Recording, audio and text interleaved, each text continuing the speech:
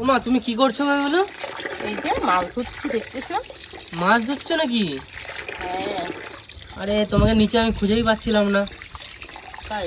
আরে কলের স্পিড একটু আস্তে করে না, অনেক বেশি হয়ে গেছে।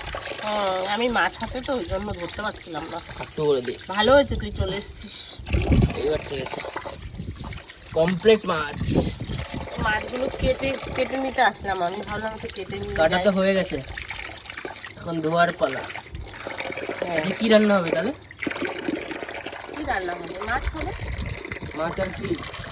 মাছ আর কি দেখি, এখনো তো রেডি করিনি। এই লাফিয়ে পালিয়ে যাচ্ছি তো মাছটা। দেখ কেমন হয়েছে, দারুন ধোয়াটা কেমন হচ্ছে। দারুন দারুন,